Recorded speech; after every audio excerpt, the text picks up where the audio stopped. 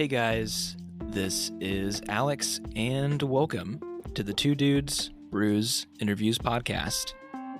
On today's episode, we're talking about one of Austin's most beloved movies. It's 2003's historical action drama starring Tom Cruise, The Last Samurai. We get into the technicals, the thematic and philosophical elements, and of course, the white savior narrative that surrounds it all. If you like what you hear, consider subscribing to the podcast. Leave us a rating and review, and maybe even tell your friends about us. With that being said, we hope you enjoy the show.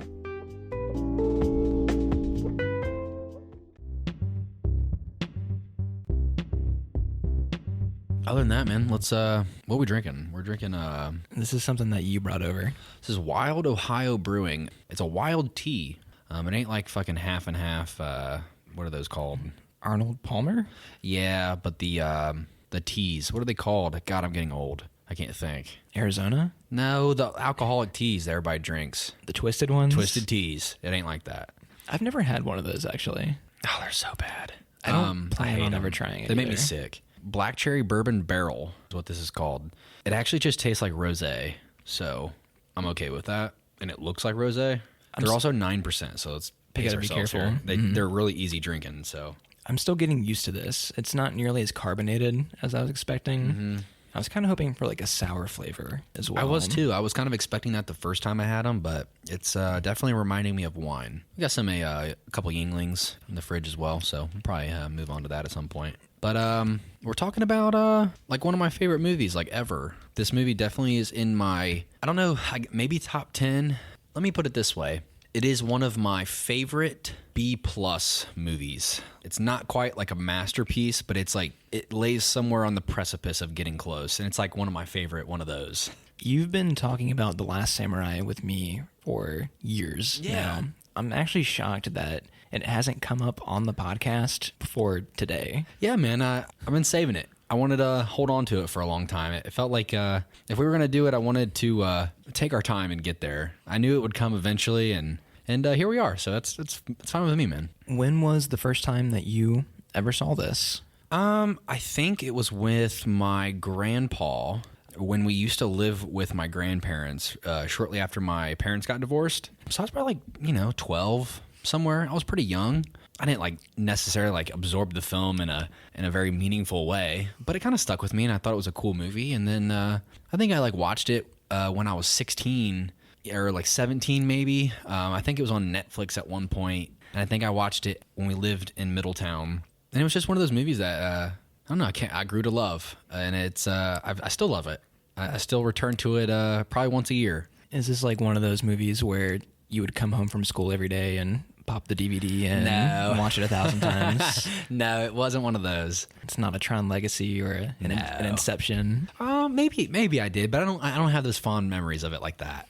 But it was probably somewhere in the same neighborhood. Maybe like when I was watching Life of Pi. It was Okay, that makes sense. it was the house on Santa Fe, man. I have very fond memories of my adolescence there, and this is one of those movies that have stuck with me for a long time. I had never even heard of this movie, and that's weird because I think this made $400 to $500 million at the box office. It has Tom Cruise in it. Yeah. I've never heard anybody talk about it except you. It actually does. It did better in Japan than it did in America, I believe. That's what I've heard. But yeah, man, I love this film.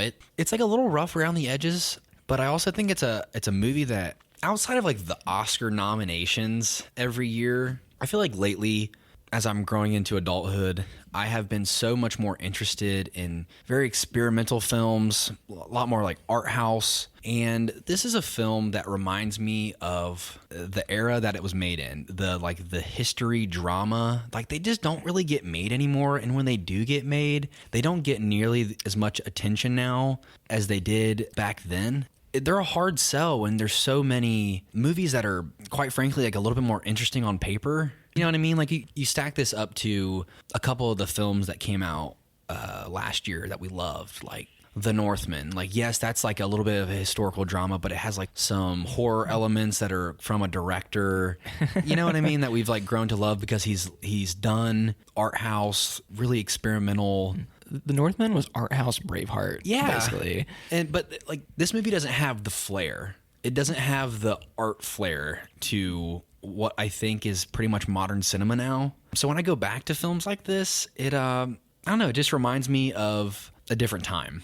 It has a certain charm to it. Yeah. The critical reception to this movie was not the greatest, from what I've read, at least. I saw that it has like 60-ish% on Rotten Tomatoes, and I'm a little confused by that, actually. 'Cause Yeah. I ended up liking this quite a bit. Okay. Like, I'll go off and say that straight up here at the beginning. Like, I thought this was a pretty good, entertaining movie. I think this is really hard to tackle, I think, in today's climate, because I think if this movie was made tomorrow, it would be met with even more critical opinion, I guess, just negative reviews, because it'd be like, oh, white savior. Maybe if it was made like a year or two ago, maybe, like, I feel like that was like the biggest talking point in the world. Was this like the Green Book era, like when that won Best Picture, that kind of shit? It just feels like the whole white savior complex. You could very easily write this film off for that reason.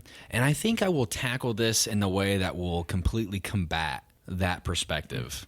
Okay. Because I think there's a lot more going on here than I actually think the film does a good job of presenting to you. I think it's deeper than like the editing, that like the way this film gets portrayed. I agree with you. I think that it's there somewhat. It's like 30%, maybe 20% white savior, but it's a lot more mature and layered than what most people would think. Exactly. It's not cheap. Like, there's a little bit of it. There's always a purpose behind every move that gets made in this film. It's a very political film, like a lot of negotiation. I'm a huge fan of the dialogue in this film. The Japanese culture gets portrayed in this film. It's very there's some finality to it. There's always like cliffhangers, almost like there's like a lot of shutting of doors and conversation, and I find that a unique discovery along the way for Tom Cruise's character of Nathan Algren, and it's a unique learning experience for the character and the samurai, like in particular Katsumuto, and the relationship that gets developed throughout the film. Yeah, I completely agree. I thought that the focus on like the purity of Japanese culture was really interesting in this second act, where we're just kind of hanging out in their home base, like this little village.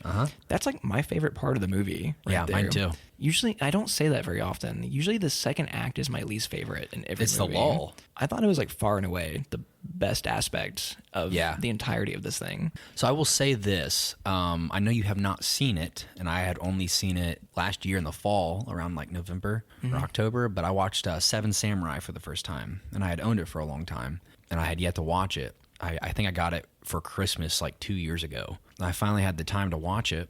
I think the film draws really heavily on that at times, because first and foremost, a lot of films are so inspired by like Akira Kurosawa and definitely, you know, like your favorite director. It's like it's your favorite director's favorite director. So I think the long periods of nothing and talk and simmer are very charming, and being able to, like, this is a long movie. It's like 3 hours long. It's pretty damn long. Yeah. There's a reason I only watched it once. I've seen this movie. I think I've given probably at least a week of my life to this film.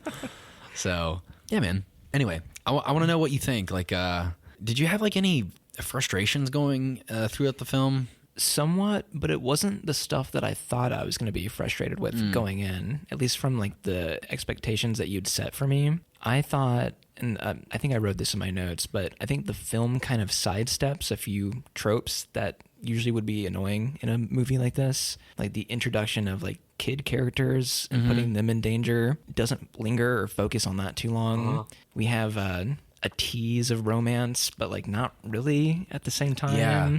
That's one that I'm a little Still on the fence on? Yeah, even it was there so little, but I still went I figured we would have that conversation. Definitely. Aside from that, I think the movie, it's a little romanticized about this era. Like when I don't know if you looked into like the historical actual history. Yeah. And that's like, you can take it or leave it when it comes to shit like that. Sometimes you can just sit down and say, this is the movie. I'm not going to fucking think about it portraying the era the way it really was. I'm mostly fine with the way it tackled it.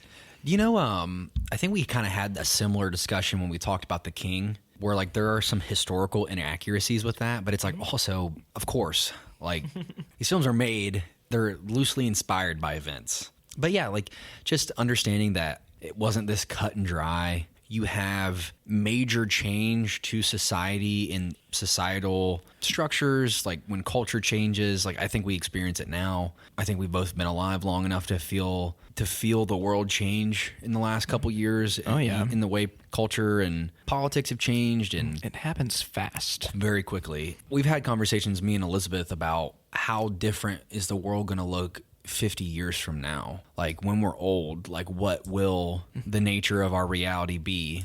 But just thinking about, it wasn't this cut and dry. Like there are people that'll be on the fence to change. There will be people that will be more reserved and want to lean heavily into what they know, and then there will be people that want to modernize and move forward. And I think the film, I don't want to get too far ahead, but by the end it kind of captures perfectly what that societal change feels like. The death of old culture, but you want to honor it in some way. So yeah, we'll get there. But okay, I'm coming to this a lot more lenient and open than I thought you would. Did you think I was going to hate it? A little bit. I thought there would be parts of you that really didn't like it. I thought that I was going to go into it that way too. Yeah. But that first watch, the longer it went, the more I just kind of, I don't know how I would say this. I think there's a lot to appreciate in this movie in terms of filmmaking and acting and writing. I mean, a lot of the stuff that I usually appreciate with a lot of movies is it's like all mostly here, honestly. And I know that we'll praise some of this stuff as we go.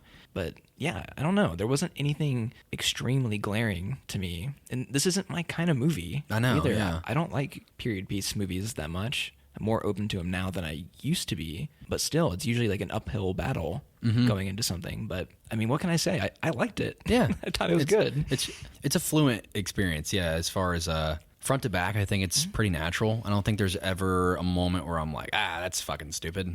I think the storytelling's pretty solid front to back. Like I think the characters all, even like small characters, have very long arcs. Oh God, I'm gonna have to pull up our character list here because it's a lot of names. But I remember the big guys, but not everybody. Okay, so I do want to like kind of tackle, what is his name? There's like an Ujo and one that starts with an N that I don't think I could pronounce. Nabatuda or something like that. Yeah, look at you. Yeah, the Emperor and Mr. Amura. This is definitely a big cast of characters. It's so many people. And I think it's handled relatively well. Like, never felt confused about anybody's intentions or where they stood. Yeah, that's a good way to put it. I think when we first meet Tom Cruise's character of Nathan, yeah, man, I'm here for it. I love the fucking beaten down underdog, fuck you guy. His first scene's great. Oh my God. Him being used as war propaganda to sell. Are they selling weapons? Yeah. Is that what the Winchester Company is? Captain Nathan Algren. He's like hanging out in the back of this like dusty fucking back room, getting drunk, I think. Yeah, oh fuck yeah. Coming out, not able to read the cue cards. I think this is a good character building scene right off the bat. Like you kind of get a good idea of who Nathan is just from like 2 minutes. He's the fucking broken war vet. Yeah, man, there's a reason why I love this film. This first scene is like a tad bit cheesy, but it's like kind of endearing. It's a like pretty over the top introduction, but I think it moves quickly into, okay, we've established he is a drunk. He doesn't give a fuck anymore. He hates his life. He's done something. We don't know what he's done yet that he can't live with. I had a pretty good idea about it right off the bat. Yeah. I know what fucking Little Bighorn is, unfortunately. And what we move quickly into, okay, we've got a job for you. I love that like first dinner table scene because it establishes his relationship with his higher officer, his commanding officer. What's his name? Begley? Yeah, I believe so. Colonel Bagley. Yeah. Okay. His first interaction with him, like building tension early on, and we get to meet Mr. Amura. We get to think immediately what Mr. Amura thinks about the Americans as well. There's a lot going on here. I mean, it's subtle, but it builds up quickly, and we're in the first 10 minutes. So being able to move quickly through the establishing presence of, okay, these are our characters, this is what we're going to set out to do. The first act is actually like pretty long, but I feel like you move through it relatively quickly, at least as far as pacing goes. What would you consider like the end of the first act? Like them going to the first battle together? I think the ending of the first battle where he gets captured is like essentially the first act. And the second act is Algren moving through basically prisoner of war. Yeah, okay. And then prisoner of war, third act turns into the long ass battle scene. Yeah, basically enemies to friends. Yeah, that feels right to me. Yeah, the setup is incredibly fast, but not for a single moment did I feel like it was rushed or anything. I mean, he ends up in Japan in like the first 15 minutes, maybe. I mean, we get there fast, but it didn't feel wrong pacing wise. Did you know I have seen this movie so many fucking times, but I think this was the first time where I appreciated the first dinner scene because I never noticed how quickly he fills his glass. Okay. I never noticed that. As many times I've seen it, he sits down, has a whiskey, quickly gets another one quickly. And I'm like, oh, he's drunk all the time. I noticed that he asked the waiter for a drink twice. When he walked in, and then when he finishes it, he gets it. Like, as soon as he sits down, it's gone. Yeah, that's right. The thing with this Bagley, is that how you say his Colonel name? Bagley. In a lot of like more Hollywood blockbuster-centric movies, they would really amp up like the antagonistic characteristics of a character like this. Ranger Rick. He'd be the Ranger Rick. Like a Ranger Rick type from Avatar, for those that don't know what we're talking about. Have you even seen the second one yet? Not yet. Oh my God, dude, you gotta watch it. It'll be on Disney eventually. They save that character. Yeah, it will be. This guy's portrayal of this character is like pretty subtle. Not once is he over the top, cheesy, hammy. He's like mostly polite to Nathan. He never loses his cool. He never has like the bravado moment where he needs to like command the screen. It's a very subtle performance. One of the only things I can gather from the movie about him is that he's a little incompetent, like as a general. We see it like a few times trying to rush the army into battle way too soon. And of course, the hints that the Little Bighorn stuff was kind of his fault, but they really understate him as, I wouldn't even call him a villain. Is there a true villain in this movie? Yeah. Like it doesn't really play up like that. No, that's actually a good question. I never really looked at it that way. Yeah, there's conflict, but it feels more, how do I put this? It feels like putting your parents in a home. Like like there's just like events unfolding and like these characters are like kind of just dealing with it. It's not really it's like just the progression of society is like weighing down on all these characters. I mean, Mr. Omura, maybe he might be the closest thing to that, like a villain. But even then, he has his own interests, and it makes sense. But he's also like a fucking cheesy fucking sleazeball of a businessman as well. And I think another thing with seeing this movie through older eyes is that I never really paid attention to his character's motives. It's very similar to, I think, what we experience in America with business being so closely tied to politics. Yeah. And how that affects policy and the pressures of essentially corporations creating policy and change for either the good or the bad for society. It's usually the bad. Yeah, correct. It's typically, it benefits one person and then it affects everyone else in a negative way, most likely. But anyway, depression. Anyway, I think you're completely correct with moving the troops into battle early. You kind of get the understanding that Colonel Bagley is really just here just to like get paid. This isn't his battle. He's really just here. He's just here on business, basically. Yeah. But Nathan doesn't really operate that way. And I actually think he's a man that operates from honor, but he's lost it. The film doesn't tell you that, though. You kind of have to like see it. I don't think any point in the film dialogue really explains the relationship Nathan has to the way he views the world. You kind of have to like piece it together. He, as a character, is just broken, and I think he mentions it to Katsumuto, saying like every soldier has nightmares, and Katsumuto gives him the wisdom of only a man that is ashamed of what he has done. You know, Nathan says, you have no idea what I've done. And so I think the way he operates compared to Colonel Bagley, Colonel Bagley just seems like the way he views the world is so cheap compared to, I think, ultimately like what we get to see from our characters. Like in that second act, you get to like absorb the beauty of life and death. And Nathan's character operates that way, but war has like taken it from him. And the second act allows him to rediscover like the beauty of life. Yeah, because we're kind of unclear about what relationships he has back home in the U.S. I mean, I'm assuming that he doesn't really have friends or family. During my notes, I had talked about Nathan, I think, mentions it only once. And it's in the second act where he says, like, this is the first time I've had a good night's sleep in God knows how long, basically. This is the only place I've known a undisturbed night since he left the farm. Which is probably like young boy. Yeah, like, 18, like I'm signing up for the army. I don't think you really get that really anywhere else besides that hint of dialogue. Like, I think this man was just a young kid and he gave himself to the army. And I think he still cared about people because he developed a relationship with the Native Americans, and his atrocities, it's taken that joy from him. And of course, Colonel Bagley like basically teases him about it the whole movie. But he does the same thing here. But I think it's a redemption arc for the character. Yeah, the entire movie definitely is Nathan's redemption, like through discovery of this new culture to him. Yeah, because he has nobody at home. Even this Zeb guy that he meets up with, he thought he was dead before they find each other in that back alley. It's an interesting take for a main character, and the movie doesn't spoon feed you the pieces it doesn't beat you over the head, I should say. Yeah. I meant to bring this up earlier, but random fact of trivia, the guy that introduces him to go on stage for his little presentation is Captain Nathan Algren. Yeah. Did you recognize him at all? No. He is the news guy from Die Hard. What?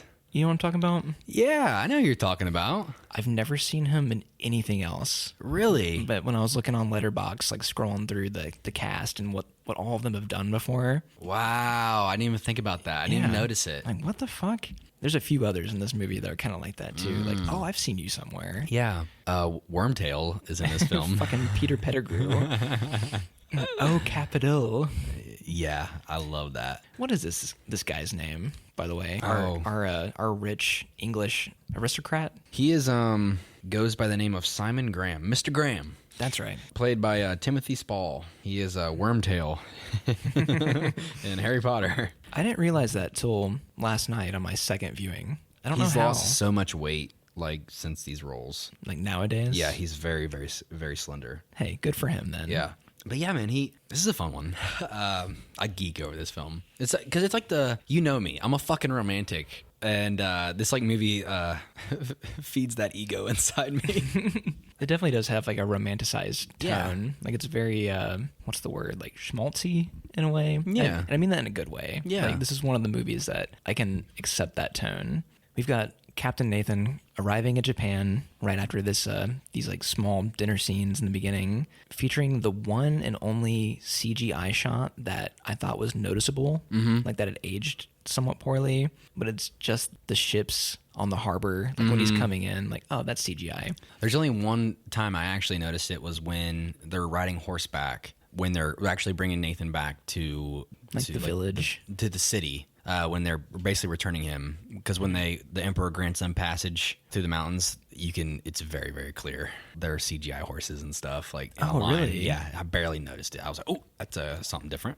I watched this in standard definition, by the way. That probably helped. I got it from the library, and everything there pretty much is that. The library. Yeah. Fuck yeah. Aside from that, I didn't notice any glaring special effects that like hadn't aged well. There's some green screen when he's on the ship, like showing up in Japan. Yeah. Like, and that doesn't bug me. A lot of this film is practical. And that's something I miss so much. Yeah, man.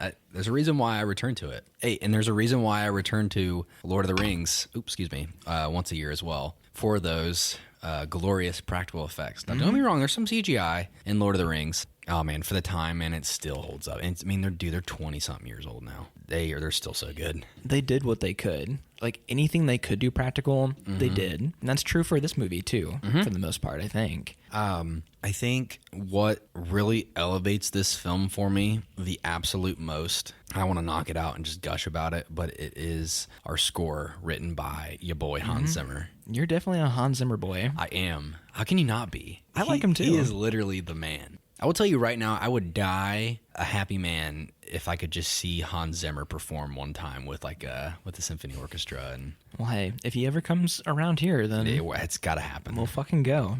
I like Hans Zimmer. I don't know why I don't stan him to the degree that you do, but like Interstellar is one of my favorite movie soundtracks, just period. This is my second favorite to that. It goes like Interstellar, The Last Samurai, Kung Fu Panda 2 specifically, and then like maybe like Inception or something like that. But Some of the stuff in Dune was super interesting, like the bagpipes and all that. yeah, it's so strange to like tie that to that film. But yeah, Dune was very experimental.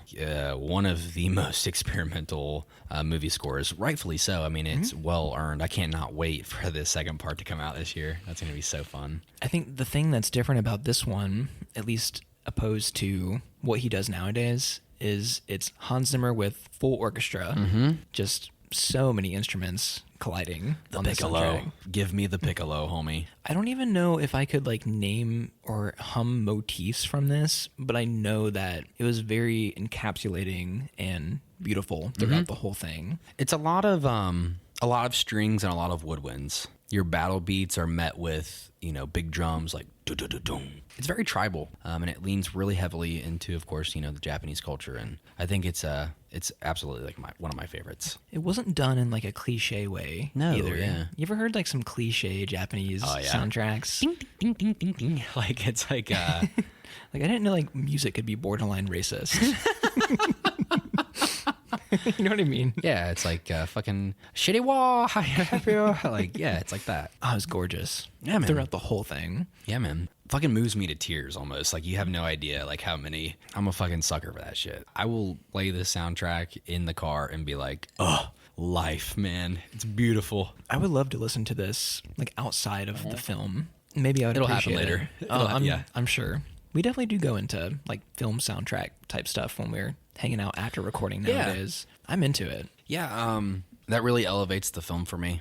I think especially like in the second act when we get to like really like settle in and get to know things for what they are. Like I think this whole second act it like fucking flies by, man. Like you would think it would be boring, but it kind of captures you and you move through it like really fast. This is the stuff that would bore the average person. Yeah. I think it was all developed like very well. I thought that there's a lot going on for how slow the pace is in this section. We've got his rivalry with Ujo that kind of slowly builds throughout this section. I love that guy. You get his like blossoming friendship with Katsumuto, like him warming up to the family at the same time. That guy with the N name, he's Katsumoto's son, right? Yes, it's Nobutada. Yeah, that's Something right. like that. Like he seems to take a great liking to Nathan, like in a very like wholesome way. These relationships are all built naturally and end up being kind of wholesome. When we finally like start to exit out of this second act, I get a little sad.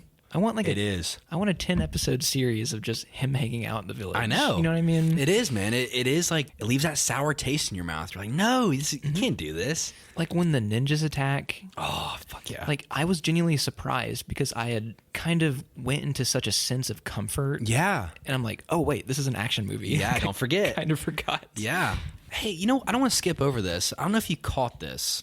In the very beginning of the film, Katsumuto has a vision. Did you catch this on your first viewing? It's the tiger, right? The white tiger. I caught it on the second time around. Yeah. I figured it would happen. I'm glad you watched it twice because I figured you would miss it because I almost miss it every time. It's easy to miss. It is. And I think like when that vision comes to like when basically his prophecy is fulfilled, it can like come off really weird if you don't know what's happening, if you don't know if you didn't catch that right in the get-go. I thought that was pretty cool, like pretty interesting because one of the weird things is that Eastern philosophy is not really something I definitely think at this time when this film was made is something that I don't think was really popular in America or like something that's like well known, like meditation and like maybe so, but like to me it could be something that would be kind of jarring for like I'm a Fox News guy and I'm gonna go watch a movie about war. Like, Yeah. you know what I mean? I think that would be really bizarre. What's this calm meditative bullshit? Yeah, man, come on, man, bust out the muskets and get these motherfuckers.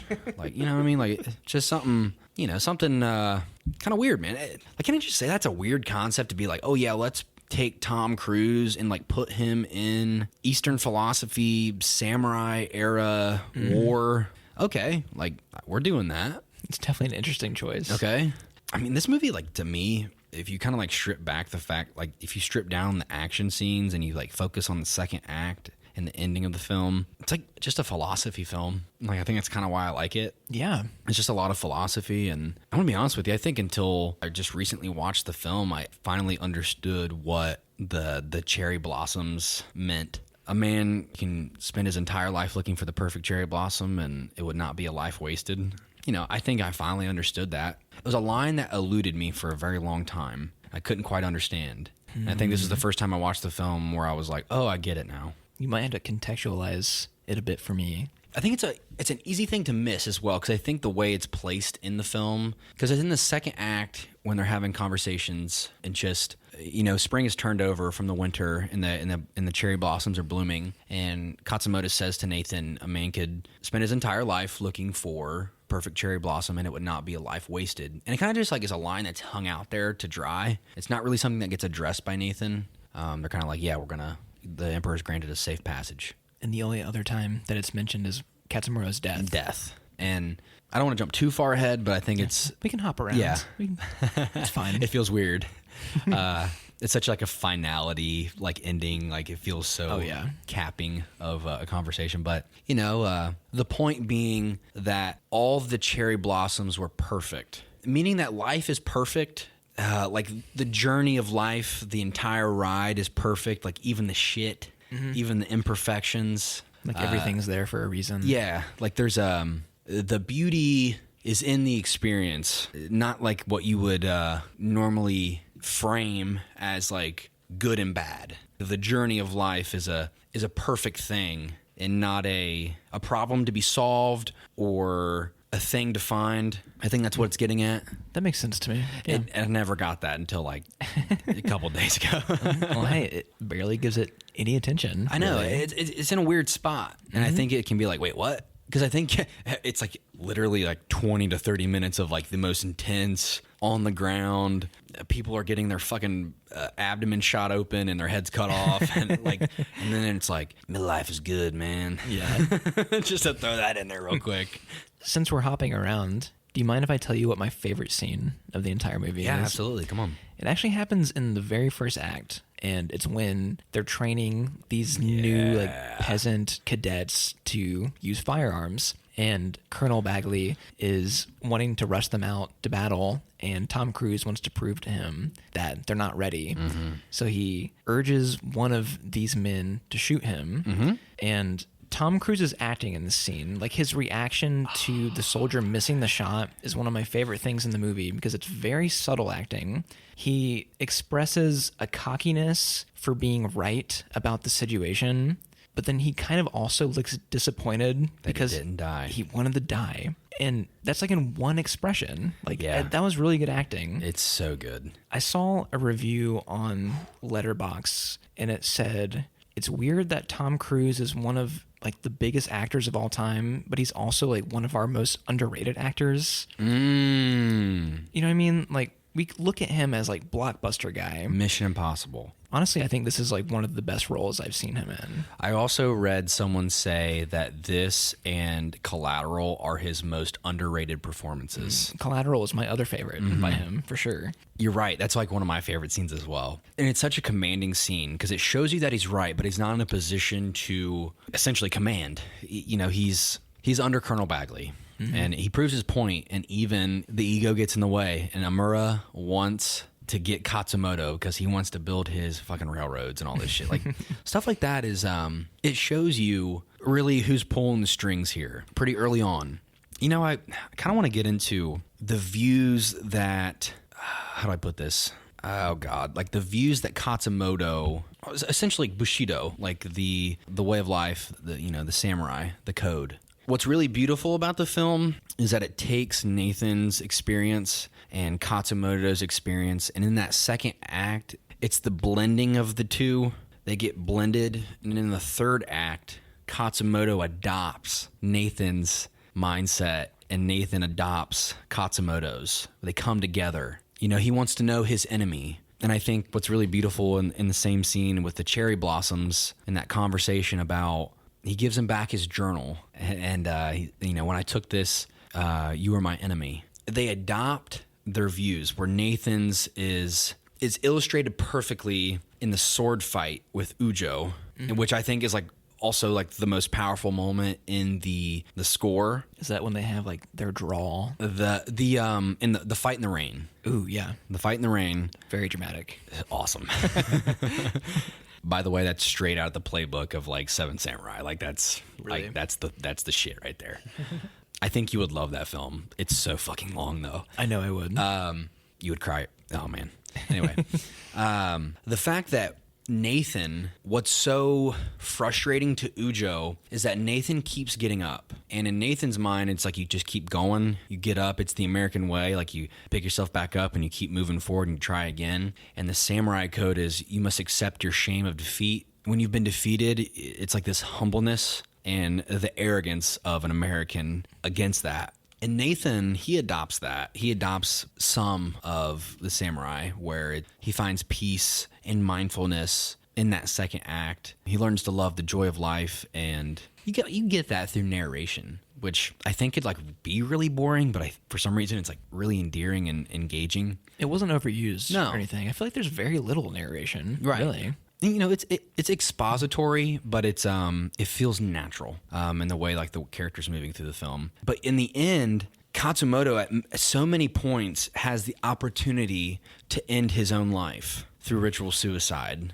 to accept his defeat, accept his shame. But Nathan, I mean, even when Katsumoto was given the dagger, he comes and saves him and says, you know, like, we got to keep going. We got to keep fighting. And in the final battle, it's the same thing where he's like, we could fight back. We can make like this a last stand, which I think is like super beautiful. Like it's a great moment. It's the two becoming one. It's like this, these two perspectives become the final philosophical code. It's like some sort of like they're operating from this, like these two frequencies have come together. It's so hard to explain. It's just unique to me. I think I get what you're saying. Yeah. I don't know if I really thought about it that way when I watched it, but that makes sense in retrospect. Yeah. Like, I don't think I had noticed how Katsumuro adopts Nathan's philosophy. I definitely noticed it the other way around. Yeah. 'Cause that's like the main focus of the movie. And I think it's hard when you're jamming a puzzle piece into another puzzle. Essentially, like, you know, you have a character from the outside coming in, so it feels that way. And we're moving through the story, so there's no time to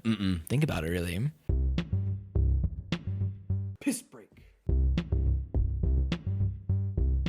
So this is like an action epic movie. We haven't really talked about that yet, yeah. We have not talked about the action. And I guess like the first example of that we get is when Nathan and Bagley send their troops in to fight the samurai for the first time. Yeah. This is a super interesting scene, not just in terms of what happens, because that stuff's interesting too. I mean, with him getting captured and like the degree of violence that we witness, but the filmmaking choices that are used here. This is a very atmospheric battle.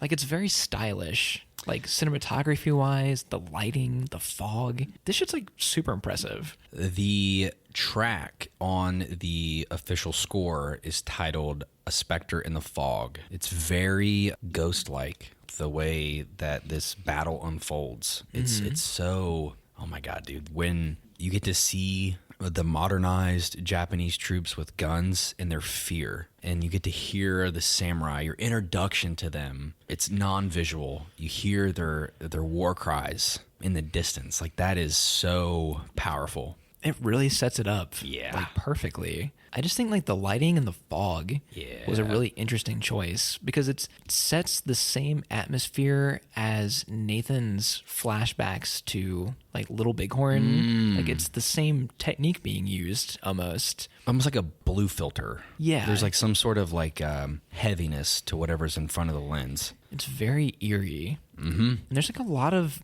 big stuff going on here. I mean, for one, Nathan gets captured. We're introduced to Katsumuro. Is it Katsumuro or Katsumoto? Katsumoto. Okay, I've been saying it wrong this whole time. Hey, fuck me. You're white. It's all good. I'm very white. I was very surprised by the way they handled the death of Zeb, because I was fully expecting a melodramatic focus on like Nathan over his body, like, no. He gets stabbed and it's like, all right, he's out of the movie. We're moving on. I love when he gets stabbed too, because it's like, it's fucking brutal. yeah, it is. It's fun. When people die in this movie, it's not like, oh no. It's like, oh, all right, okay. I had seen some criticism about the way the action scenes are filmed, and I don't know if I really agree. Like, it said that they were like kind of edited together in a sloppy manner, and I didn't really get that. You know, no, fuck that. Like, I think it has a really nice balance between the brutalism and like the over the top, like you kind of romanticize it. There's like, it lies somewhere in between. I think the film kind of takes the approach of, I think the same writer, I think he might have directed it too, but Gladiator, hold on a sec. I'm pretty sure Gladiator is directed by Ridley Scott. It's the same. He wrote the same writer. Okay. The same guy that wrote the screenplay for Gladiator. I don't know his name, but you're great. Never seen Gladiator. By the What? way. You have never seen Gladiator? No. You motherfucker! It's coming up then. I'll get it. I'll get to it one day. No, it's coming. I'll make a fucking mission out of it. Okay. If we're gonna lean into fucking period pieces, we might as well. But the action happens, and then you kind of settle back into reflection during those action scenes. It's brutal, and then the moment happens, and then you have time to reflect, I think. It's a good balance between showing where every individual character is within the chaos, and then these like fast editing cuts to like showcase how chaotic it is. I never once was confused about where anybody was or like what was happening to anybody. Like a lot of action movies have very sloppy, like shaky cam, fast editing, and it's like kind of shitty. That's super important that you say that, because literally speaking of Gladiator, that happens multiple times. Really? Where it gets really fucking sloppy. Ew, does Gladiator have like bad action scenes? There's a scene in the beginning of the film, basically a war scene with your main character, played by Russell Crowe, where like I'm like, I can't believe it made it into the film because it takes you out of it so quickly, where it's like it's like extras standing around doing nothing. Like, you know, that's when action is poor. And like that film is rated so much fucking higher than this film. Yeah. And that's not really the case in this film. Like there are times where like in the third act when you have your final battle where like it's very clearly like there are CGI like people like put in. It's hard to notice. In this? Yeah. Oh yeah, dude. Like in the third act there are like I may have fucking copy and pasted in there, but like it's hard to see because it's edited well. And then in Gladiator it's like no, everyone's there and they're just fucking standing around. That's like, bad. Yeah, and that is fucking poor editing right there. Like I can't believe that made it into the final cut. That's not the case here. That's a weird criticism to me because I don't get that way. No, I think the action is all really solid. I mean, even like the big spectacle is pretty tight. And then like you have your smaller moments, like, you know, you mentioned the ninja scene earlier. Like that is a very well edited scene where it starts off super chaotic. And then we very clearly establish where the standing ground is for our characters. Like, okay. It's like, here's 3 ninjas at once and our main characters. And like in the choreography is really well done in that scene, I think. I think there are a few times in that scene where I'm like, okay, it feels a little too much like judo, like a little bit too much, oh, I'm going to toss this guy here. It kind of feels that way at times where it's like, we're going to choreograph that. It feels like a dance in a way. But I think it kind of gets canceled out because it's like, oh yeah, we're going to fucking shove a fucking piece of shrapnel in a guy's eye real fast. Like, you know, it gets brutal pretty quick. So you kind of can cover that stuff up. In those moments where that choreography can feel a little bit like a dance, feel more of we have to move you through. It's a quick movement into a different establishing ground. And not to mention like the story that's being told throughout that scene where Nathan is now getting to prove himself, to the samurai that he can fight, and he saves Katsumoto's life, which is like, again, fulfills some sort of prophecy. It's kind of hard to miss, man, but it's like very subtle storytelling. Yeah, I don't see the criticisms towards directing or editing these action scenes. I thought like they were really strong, and usually this is the stuff that would be like the highlight of the movie for me, but that second act is so good that sometimes I stop thinking about the action and I'm like, I want to go hang out in the village again. Right? Yeah. But It's like these moments of solitude are very enriching. that ninja sequence is excellent. Even though from my understanding, like historically, ninjas no longer existed in Japan at this time, but who cares? Who gives a shit? Who gives a shit? It's like, oh yeah, Omura sent those guys. Like, I was like, okay, sure, yeah. When it comes to like our third act big battle scene, I think this was handled so well in terms of like pacing. It keeps the battle fresh for like, how long do you think this goes? 20 minutes? 30? Yeah, like 25 maybe. Like, it's so long, but you're right. It does keep it's fresh. There's very naturally developed stages of the fight. You feel the momentum like swing towards one side or the other. At the beginning of that last battle, like the samurai are getting demolished at first. And then we have the introduction of like these fire arrows where we trap the Imperial forces in. The pacing is just so good. It feels like you're like kind of like reading a history book. Like you're reading a battle. And, I think what's really funny is like the references that Algren makes to Katsumoto during the battle about like, Persian army and like, the Greeks, and literally stuff that was like the basis of 300 is being like mentioned in the film. I caught that. Yeah. And I wasn't sure if that's really what the inspiration was. Because it's like 200 and something against the thousands, right? Yeah, 300 versus the thousands. Okay. Yeah, that's why it's called 300. For some reason, I thought they said like we got like 297 or something like that. But the pacing is really solid. I think those are our big action hits. You also have like when they're escaping, like basically Katsumoto's escaping and his son passes. Yeah, that's a great scene. That is a great scene. I love the way, oh dude, it like almost moves me to tears when I watch it. Just the moment that Katsumoto, he holds himself in this stoic way, but he takes like this last view of his son. He takes him in one last time. Like, that's really powerful. I think if I only had like one criticism about it, it's the whole leave me behind. Yeah. Like, that's kind of the leave me behind trope. Yeah. As our main character like stands around to watch the atrocity unfold. Like that's a pretty like Hollywood cliche, but I think the action scene leading up to him being shot, like that was all executed like great in my opinion. I love like that small set. The little bridge. Yeah. Yeah, that was awesome. God, you would like if you enjoyed stuff like that, you would absolutely love Seven Samurai. Like, it's fucking awesome. I guarantee it would become like an instant favorite if I saw it. If you think the war aspects of this film are really well done, you would think that the Seven Samurai is one of the best things you've ever seen, because it like the way battle is handled in that film is, it's like reading Art of War. Like, it's so interesting. Like stuff like that it's unique, but they don't get made like that. So it deserves the reputation that it has. Yeah, it's not like, okay, so I've seen it. I've only seen it once, granted.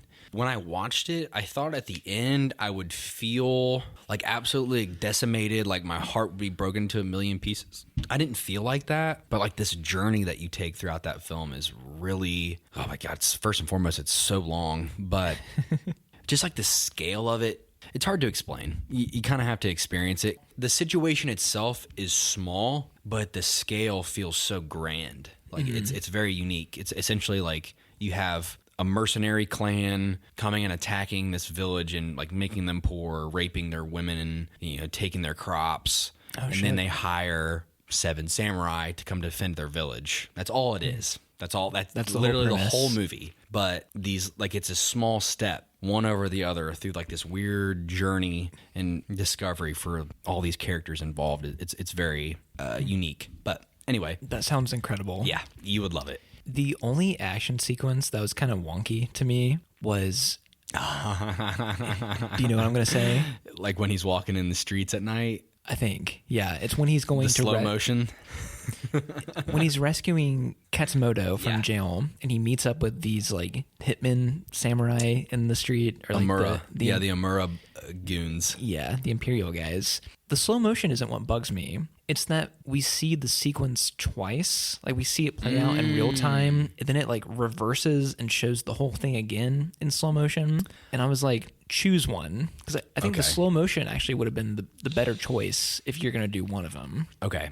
I think I agree with you a little bit. But I think the point of that sequence was to say, hey, do the action. But previously, right before we leave, before we grant passage and we move on to that step, like to where we were, the training sequences of have no mind, too much mind, too many mind. Like he's like unconsciously going through this battle, and then there's like a sense of amazement after he's Yes. kind of done what he did. It's the post-processing. It's a bizarre thing. I think it is a little weird. I think you're probably right. I think you should say pick one, and you probably should pick the slow motion. I kind of like the inclusion of the both. I might disagree with you slightly. Okay, that's fair. I don't know. I think if you cut the slow motion, it would make the scene cool, but it would be like, oh, that's like your white savior action moment. Ha ha ha. Like, we got him right here. But I think adding that slow motion kind of alludes back to, hey, don't forget that he's learned this. Yeah, he's a newbie. It's the display of the culture that he's learned. Okay, I think that's completely fair too. I just think I enjoyed the slow motion one more and think that it should have been the soul one, because Okay. I really like when the film dips into like these more atmospheric, like weird moments. Hey, speaking of atmospheric weird moments, I got one for you.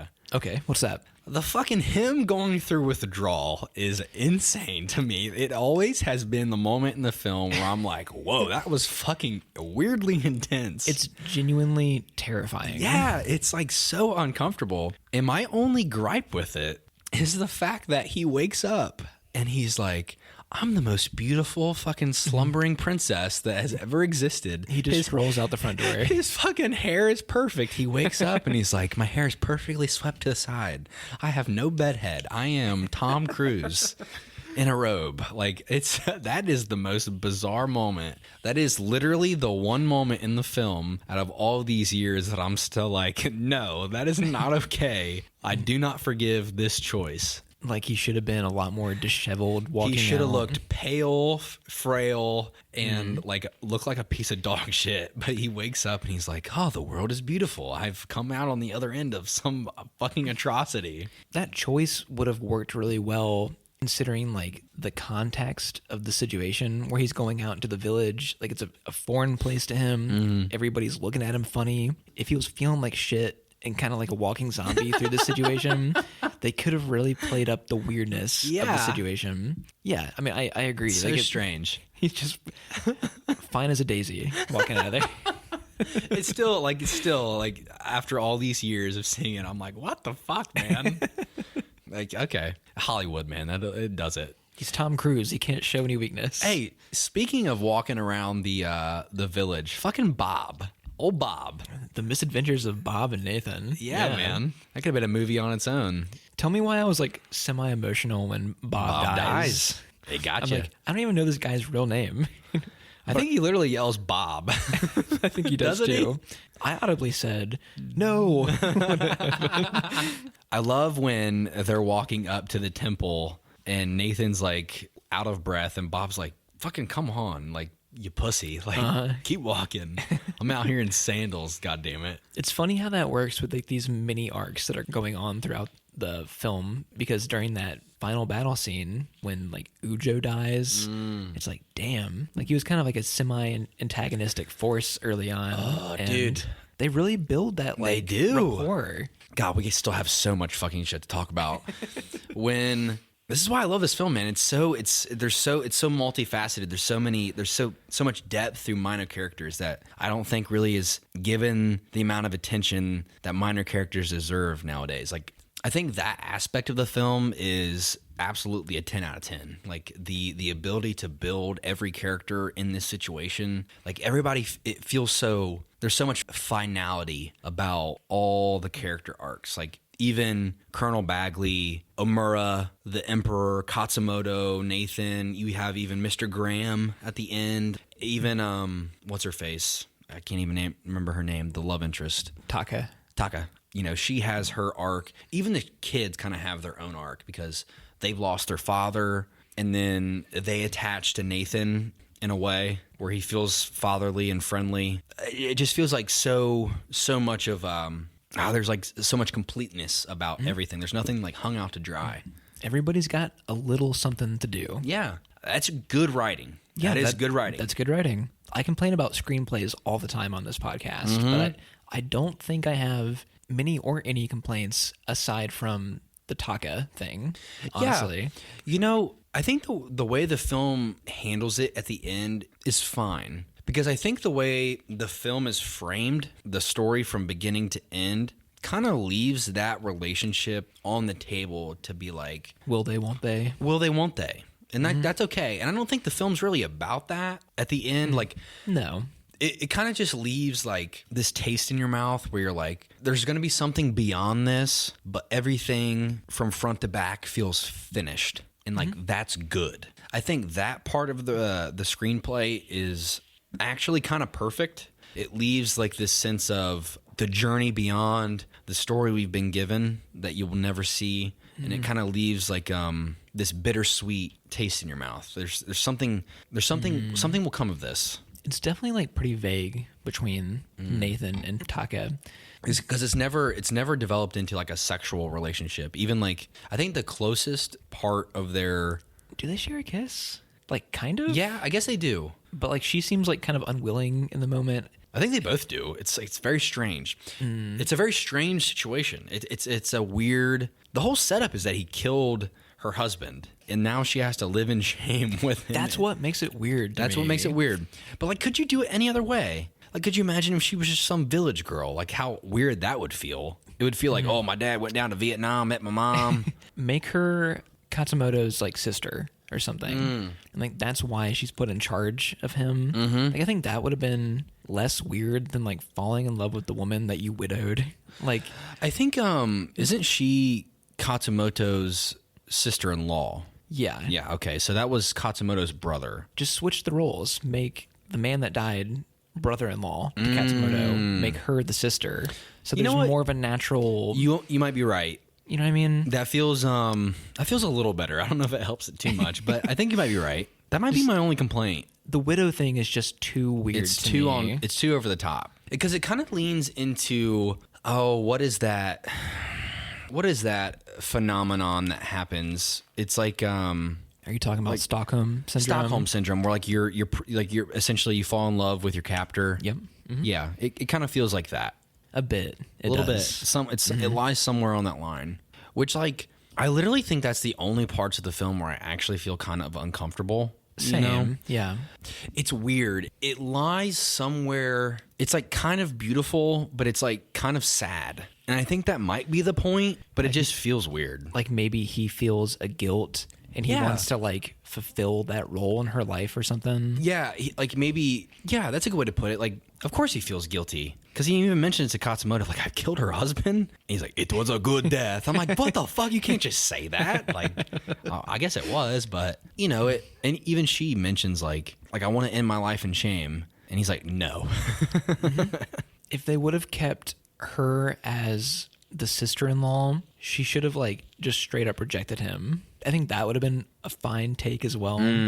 Like, just give him the cold shoulder and be like, I respect you for, like, being here with my family and helping out, but we're not going that way. It's also, like, the stepdad approach, too, where, like, your kids have, like, adhered onto this father figure. And I actually like that because... I was fine with that stuff. Because I love the conversation he has with the oldest son. He's like, why do you fight, for us and against them? And because they come to destroy something that I've come to love. Like, that's like really powerful. Like, and I think that leans back into the sense of honor that Nathan's earning again, Yeah.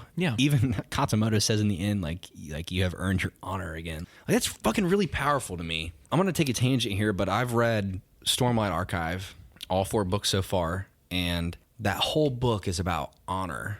God, I wish it was like easily distributable for you to like be able to understand. Like I wish there was a show where you could absorb this because it is so powerful. There's so many people that act in dishonor, and the people that are honorable like make their way. It's this chiseling of this stone of we're going to bring this world back into honor. Like it's so powerful. Like a man must have his honor to act nobly. And this stoic approach is so beautiful and powerful to me. And I think from the way I view the world, it's such a powerful philosophy to adhere to, because I think if you strip everything else away, it becomes such the basis of so many religions, and it feels right. It feels like there's a truth behind it. And I love samurai and Japanese films because they push that. Granted, this is a American-made film with an American actor in it, but it feels like it's distributing something that needs to be seen. They treat those aspects with respect, I regardless think so. of it being like an American film. It's like slightly whitewashed, but like not a ton to where I think it doesn't deserve the like the reaction that it has from a lot of people. And I think part of that is the fact that you're using an American actor to like vessel these philosophies through, which like kind of feels weird, but I don't think it like sours any sort of message that's trying to be pushed through. And also the fact that like the history is off, it's inspired by, you know what I mean? Like I think that might be what also is adding fuel to that argument. This isn't reality. And they never are. Yeah. And that's the point. Like Braveheart was not like Braveheart is a beloved film, and it's a great film, and I love it personally. Never but it's seen also like, I know you haven't. You haven't seen like any of the classic period pieces like Gladiator, Braveheart. Nope. Have not. They're coming. But I might be on like my fucking period piece kick right now. And it's the same thing with The King. It's not reality, but it vessels those ideas. Yeah. And that's fine. We have not really talked about who I think is the MVP of the film, which is Ken Watanabe. Yeah, he's the GOAT, dude. He's great in this. I think he actually outshines Tom Cruise. Oh yeah, 100%. Even given like their kind of unequal screen time between the two of them. He speaks in such poetry. He does. Oh my God. Did you notice that this is the guy from Inception? Oh yeah. Okay. Yeah, dude. Ken Watanabe is the GOAT. For some reason I thought that would come up earlier. I kept meaning to bring it up, but he got a Best Supporting nomination at the Oscars this year. Didn't win, but he deserved that nomination. Dude, I think. Ken Watanabe is a great actor. He is awesome. This is only the second thing I've seen him in. He's in Letters to Iwo Jima, which I have yet to see. I've always wanted to see that. That's another period piece. Clint Eastwood movie, right? I believe so. Okay. It's a weird one. The color palette in that film is super fucking dry, which I think is a huge turnoff. But it'd be something I'm really interested in seeing because I know he's kind of like your main character in that. Here's a question for you. Okay. Do you think the film, for one, would have been improved by him becoming the protagonist, like once he's introduced? And two, do you think that would have improved society's look at this movie? No, to both of those things, actually. Okay. Because I think, what would help the film's reception is actually the title of the film.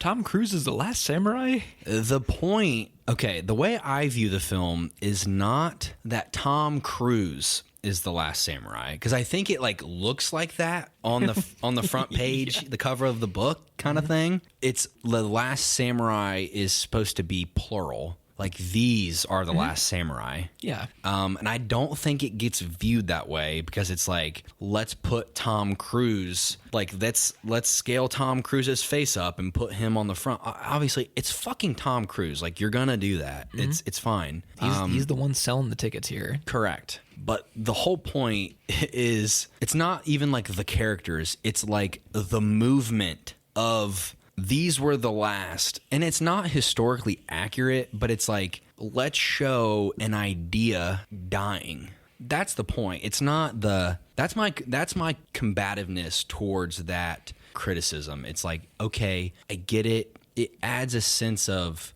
white savior.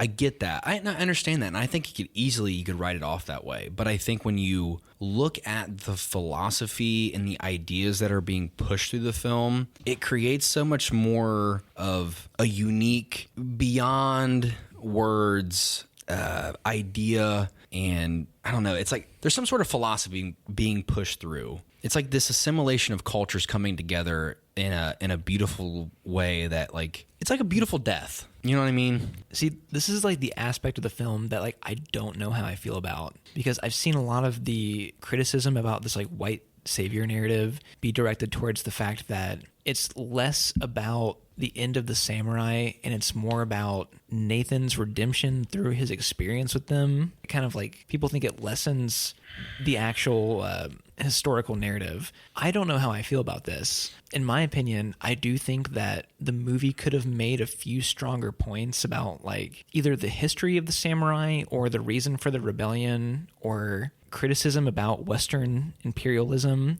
Like, I think, how do I say this? I love the way the movie is presented as it is, but when I see these, like, criticisms towards it, I kind of think about what the movie isn't at the same time. Like, I'm like, I wish there was a little bit more of that political narrative, like, fleshed out or something. Okay. I think it's tough, right? Yeah, it is. It is, because it lies on that edge. It's the in between. It's not perfect, and I think first and foremost, like, the screenplay and just the story itself sets itself up for so much criticism. Like, it's a very difficult film to sell. It's a hard sell because you could lean into those criticisms so easily. And I think one of the things that the film doesn't do as well as it probably should, even though that I can pick up on it because I can give the film its time of day and give it the time to breathe and enjoy it. But going back to, I don't feel like you really get to fully experience the fact that Katsumuto and the other samurai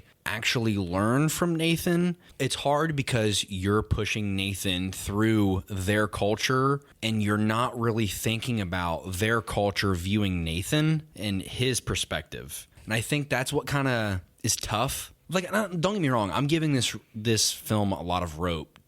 Like, I'm giving it a lot of room to be like, okay, yeah, but don't forget about this aspect. But I think that's important. But I just think that you're so enveloped in culture and you're getting a lot of it through Nathan's eyes, especially in that second act, where I think maybe the third act, where the ideas are blending together, goes really unseen because it's so overshadowed by action and, like, this bravado and climax. It's hard to, like, kind of see that. You know what I mean? But and don't forget the fact that even the imperial officers on the other side lay their hats down and bow to the samurai. Like, I think you can't, like, discount that either, because, like, that's huge. Because there's a respect towards, like, the resilience. Correct. Of objectively is what is, like, the weaker side. Yeah. Dude, that shit breaks my heart.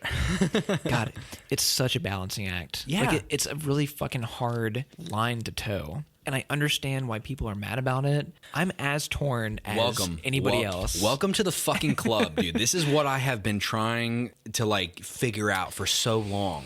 Because I kind of think the movie is a little overly long, but at the same time, I'm like, I need 40 more minutes. I know. Yeah. It's a hard film to, like, this is why I love it, man. Because it's such a, God, it's like a good book. God, this is a fucking statement. This is a fucking, you can tear this down all day. But, like, being like, hey, remember this classic, like, War and Peace, or, you know, fucking Crime and Punishment. Like, you can return to it and, like, get something new from it every time. Like, there's like this, it's like so much chaos that you can pull so much beauty from, and at the same time, like, criticize for its, like, lack of perfection. It's so complicated. And I also think part of that is the fact that you're blending two philosophies at once, because you're trying to digest both, where, like, the human nature is to say, hey, it's either one or the other. And when they come together, it feels like a mess. But the beauty of the film is understanding the mess. Like, that's my joy of it. if it wasn't messy in that way, then we wouldn't be talking about it as long as we have been. I know. If it was like done perfectly, we would say this was done very well. And then that'd be the end. Good job. People that worked on this film. Ha ha ha. Good job. We all liked it. But I am a little torn on those elements, but I can't say that the movie did it wrong. Literally, I think that's why I returned to the film. Like, there are films that we love, like Moneyball, or like films that we like completely agree upon the fact that are absolutely, without a doubt, masterpieces. Yeah. But we can just be like, hey, remember that masterpiece we watched? That was good. So good. Do you remember how good that was? And then we can like bring up a film like this, which is like, it's on the precipice of something great. And like the moments that we love are absolutely fantastic. And we have criticisms about, and like, that's what creates conversation. A lot of my favorite podcasts that we've done have been like the ones that we score within the 5 to 7 range. Yeah, I know. Tron, Suspiria, like that kind of shit. This film is, there's a lot of depth. Piss break. What was the last thing we talked about? We were on the white savior thing, right? The glorious white savior, yes. Okay. I'm going to close out the conversation with one last allusion to that argument, I suppose. And it's the one thing that I really dislike about the film, actually. And I'm bringing it in here at the end. Damn. Fucking crush me, why don't you? I hate that Tom Cruise is the sole survivor after the battle. Really? Okay. How do you feel about that? Because I'm not a fan of that choice. You know, it's strange because it's like, oh yeah, he's just gonna like walk the horse back into that village like, ha ha ha, look, I'm back, guys. Yeah, it's kind of weird to me. I think maybe now that you bring this up, the film would have been better with him going back home, back to America. But also, it's like, hey, even like, you know, Mr. Graham is narrating the final lines where he's mentioning, like, some say the American went back home, some say like he crawled back into the bottle, you know, some say, you know, whatever. He comes like this weird enigma of history, but he's like This omnipresent voice. Yeah. But ultimately, he says, I like to think that he found a small measure of peace that we all hope to find, and a few of us do, basically. And I'm like, damn. Like, and then you end on that with like him sharing a smile with, you know, whatever. Like, Yeah. it feels a little weird. But I think the message behind it's really powerful because I think it encapsulates the story in a way that, like, don't forget, like, this guy started out as like a broken alcoholic, and he's found something beyond this life. I don't know why I'm torn on it. There's a lot of dialogue throughout where it mentions, or he even says himself, there's so many times that I should have died. And I think like it would have been more poetic if he died in service of the cause, because the movie ending with him kind of having that shared respect with the emperor kind of could lead to the misjudgment of him being the last samurai. Like, he shows up like in the uniform. You're with probably the sword. right. Yeah, he's I learned their understand. ways. You know what I mean? I understand that. I've seen some interesting takes about this. This is, I guess, what I would call like backseat screenwriting. Yeah. I saw somebody say, and of course, this would require the film to be restructured greatly, but I'm just gonna see what you think about it.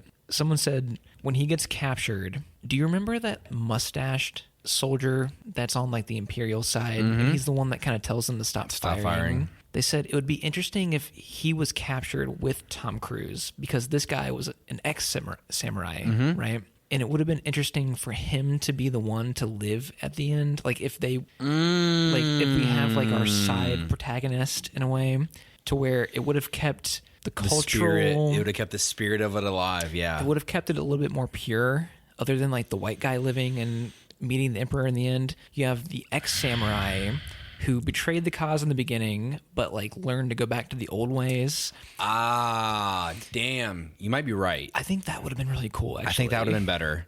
I almost like vision maybe even like Taka like honoring their graves in some facet. Yeah. Like would be really nice. Because I think like in the end, the way the film ends, you could still have that closing line of like a small measure of peace that many of us look for and few of us find, and still have that. And then have like Taka maybe like planting flowers like near their graves or something. Like that would have been a little bit more. Yeah. It would have felt a little bit more final as well. Like, I think that'd been really nice, and that actually would so much allude and honor like Seven Samurai. Like, you have no idea. Yeah, I don't know. The ending of the film has always been kind of like like there's something beyond this, and maybe it was like something that was mishandled at the end. But I think the journey that we take is really special, and I think it's something that has always stuck with me for like the longest time. When I recommended this film, I wanted to talk about that journey, and I knew we would get to this point where it's like there's something a little off, like the way the film closes. But like everything else feels really good for them. Like I would say 90% of the film feels like really solid. I agree with that. And I think in ways that like other criticisms we've had, Suspiria, Tron Legacy, where like those films are like definitely a little bit more of a mid-range. There were some mishandlings with the screenplay and the script. And I think this film, it does such an even better job than like, those frustrations that we had with those films, like where it feels like a little bit like this film is standing on much sturdier ground. Yeah, my entertainment value was much more straightforward with this one. I think that's kind of what I wanted to lean into with like my previous recommendation with Tron Legacy, where like that film feels like I have my frustrations with that film because it could be so much more great than what it is. And then I think this film is like so much farther beyond that film. Yeah. And a part of that is because when I was younger, these films felt so much more poetic and grandiose than what they are now through these lenses that I have now. But I think this film feels so complete compared to that. It's hard, man. It's a hard one. I was just interested in what you thought about that take. That's a good take. I mean, that's a good take. No, it would definitely require like the movie to be changed majorly along the way. But... And that also like ruins the last conversation between Nathan and the Emperor. Agreed. Yeah. Well, maybe.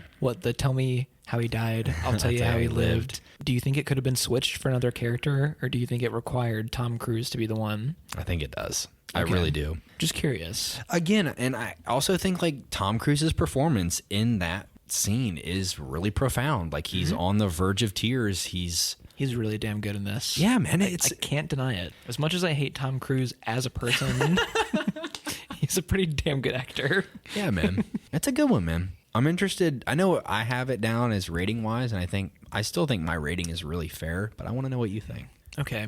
I think I enjoy the movie even more after talking about it on the podcast. I think I went in wanting to give it like a 7-ish.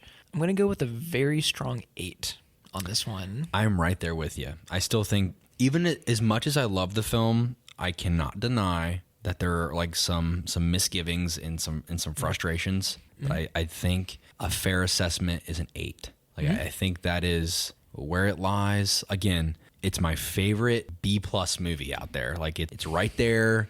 It's not perfect, but it's a great film to have a long conversation about, and I think it's one that is really fun to return to. I always have the most pleasant experience returning to the film. Like every time I rewatch it, I'm like, God damn, I hate it, but I love it. Like there's something, there's some beauty to it. I love it. I'm glad I watched it. Good. It nailed a lot of the aspects that matter: acting, costume, and set design. Especially with the period piece, like that's huge. Yeah. Soundtrack. I don't know if we even like talked about cinematography really, which it's beautiful. Like God, like a lot of landscape shots and like great use of there's like some amazing shots with like darkened shadow to illuminate like light in the distance. Like that shit is really beautiful. I love the temple scenes. Like that was amazing. Like the landscaping, it's great. It got a lot right, and I'm glad I watched it. That makes me happy. So, homie, I'm waiting. I'm waiting to see where you take us next. Oh, God. Here we go. This is the first time in a while that I've had something locked in, like 100% weeks before we sat down and recorded. Yeah, you have not. Yeah, what's going on, man? I feel like I've kind of been doing these Hail Marys for a while, like just kind of flavor of the day. Like whenever it comes to be my turn, I'm like, it's feeling like Mars Volta today. Yeah. And that's just what we do. Do you mind if I just read you the plot synopsis? I don't know if I've ever done this as a white boy spiel. It's been a while. I think you might have done this early on, but go ahead. And it goes as this. Okay. Blonde Betty Elms has only just arrived in Hollywood to become a movie star when she meets an enigmatic brunette with amnesia. Meanwhile, as the two set off to solve the second woman's identity, filmmaker Adam Kesher runs into ominous trouble while casting his latest project. This is a 2001 surrealist neo-noir mystery film directed by David Lynch. Yeah, I knew you were fucking going here. It is Mulholland Drive. Yeah, I knew it. This is something that I saw a couple months ago, and it has claimed a part of my brain that I can't let go of for some reason. Okay. I don't Same know if actress that's in Birdman. Yeah, Naomi Watts. I think she's like really the only major actor or actress that is in the movie. Okay. Robert Forster's in it briefly. Billy Ray Cyrus is in it. What the fuck? Randomly. Okay. I don't know if you have reservations about Lynch because of like what you've heard about him. Made some wild statements. Have I? You just been like, oh, this fucking guy does some weird shit. I'm totally down for surrealism, man. I've read some fucking Haruki Murakami. Like, I've read some fucking wild shit. There's a book about a guy, like a kid that like runs away from home and ends up like possibly having sex with his mother.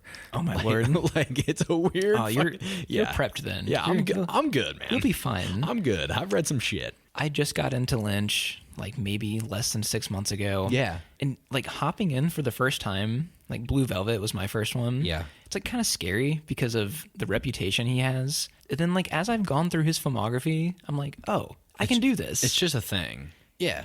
It's not as undigestible as you think it is. Like there is plot and like a concrete flow of events in the movie. This will be and I have a very good feeling about how I will.